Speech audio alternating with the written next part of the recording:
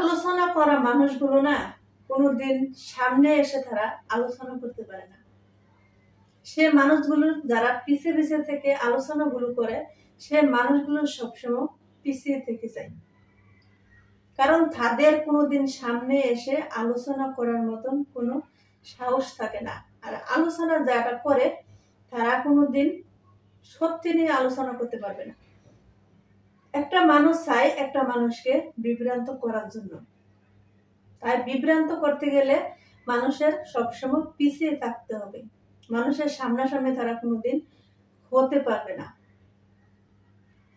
এটা হচ্ছে একটা মানুষের একটা ধরন, বা বলতে পারেন একটা স্বভাব। জীবনটা কিন্তু তাদের এভাবেই যায়। দুই মুখা সাপ খালি দেখি শুনি সবার মুখে। দুই মুখা সাপ কোনোদিন সবাই দেখেছে? কোনোদিন দেখেননি। সবার মুখে মুখে শুধু শুনে আসছেন যে দুই মুখা সাপও নাকি আছে। তো দুই মুখা সাপ এই মানুষগুলো রূপে দেখতে পাবেন যে কিরকম সাপগুলো। বাস্তবে হয়তো সাপগুলো চোখের সামনে পড়বে না বা কেউ দেখতে পারবে না, কিন্তু এই মানুষগুলোর রূপে এই দুই মুখা সাপগুলো দেখতে পাবেন যে কিরকম। বুঝে নেবেন যে দুই মুখা সাপগুলো কিরকম। সাপের মতোই কিন্তু তারা এদিকে এক কথা বলবে, আবার ওইদিকে কিন্তু আরেক কথা বলবে। তাদেরকে বলা হয় দুই মুখা সাপ। মানে দুই মুখে কামড় দেয়, দুই মুখে তারা এদিক এদিক কথা লাড়াচাড়ি করে, তাদেরকে বলা হয় দুই মুখা সাপ। তো যে মানুষগুলো হচ্ছে, এসব মানুষগুলোকে আল্লাহ কোনোদিন পছন্দ করে না।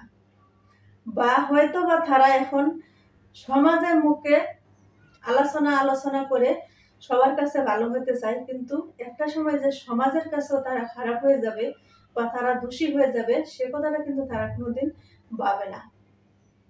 তারা খালি একটাই চিন্তা সকাল থেকে রাত পর্যন্ত, যে মানুষকে কিভাবে বিভ্রান্ত করা যায়, মানুষকে কিভাবে বিরক্ত করা যায়, এটা কিন্তু তাদের মাথায় একটা চিন্তা থাকে।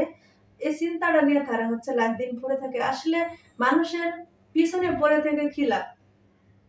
যদি মানুষ হয়, সত্যিকারের মানুষ হয়ে থাকে, যদি মনের সাহস থাকে, নিজের শরীরে যদি বল শক্তি থাকে, তাহলে যারা মানুষের পিছনে আলোচনাগুলো করেন সামনাসামনি যেয়ে করবেন।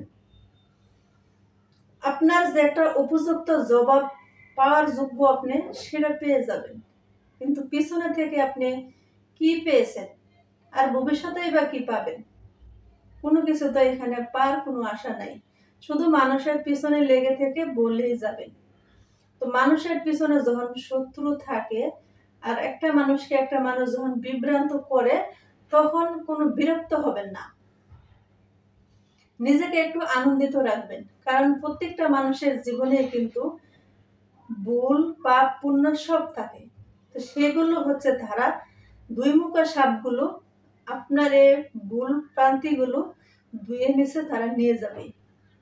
সেজন্য সবাই খুশি থাকবেন, ভালো থাকবেন, সুস্থ থাকবেন।